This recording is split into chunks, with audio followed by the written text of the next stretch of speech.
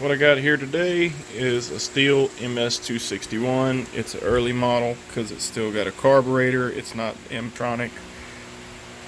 Let's see if there's a date on it. Date of manufacture 12/11. So I'm guessing that was made in December of 2011.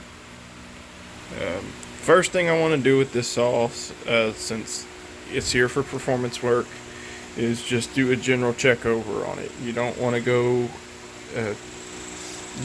investing a lot of time into something that doesn't quite run right,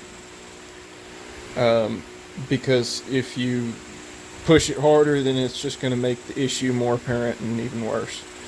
So this is, I don't know, maintenance, general checkup, whatever you want to call it, but basically taking into account anything that's wrong with this before I tear it apart and make it stronger.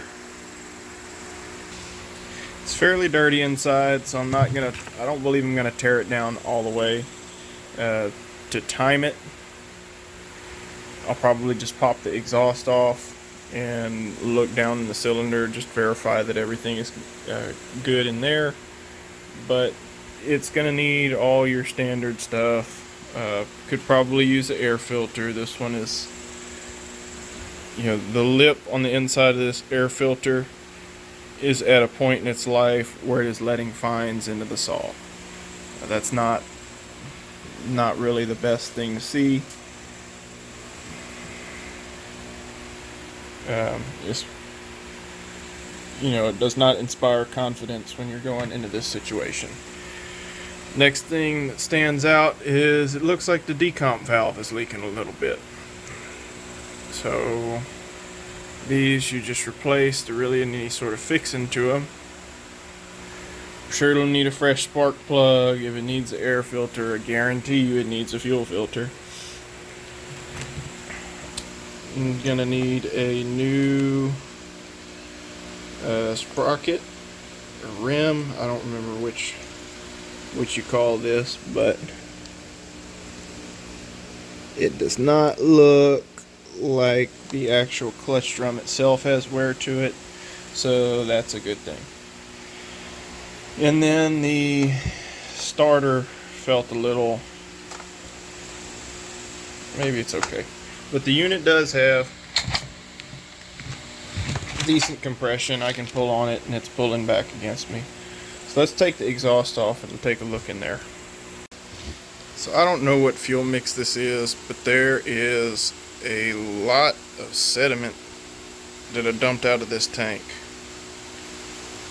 You can see it down in the bottom of there. That jar was clean when I emptied it. And the fuel filter is old and it's kind of spotty in there.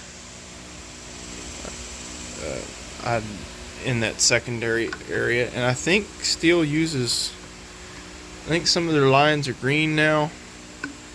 This is kind of soft and stretchy, like it's starting to age. That line may need replacement. Cap doesn't leak though, that's a good thing. I'll wipe it down before I go back in there. So for as dirty as this thing is, the exhaust port was actually not terrible.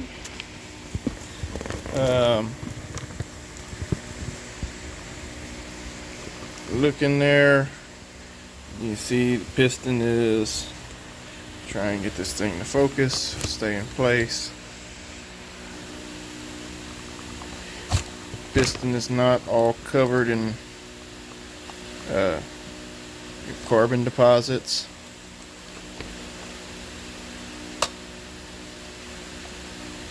And not a whole lot there as far as carbon in the rings.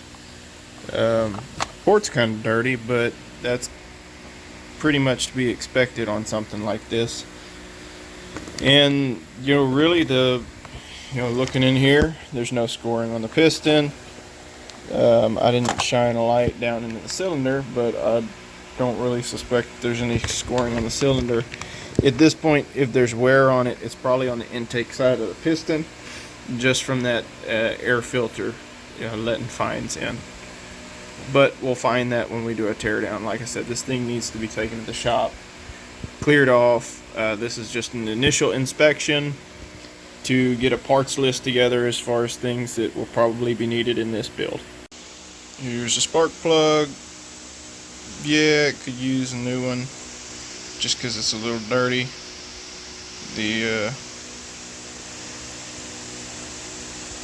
electrode don't look too bad, but it is a little dirty, running a little rich. That's not a bad thing around here.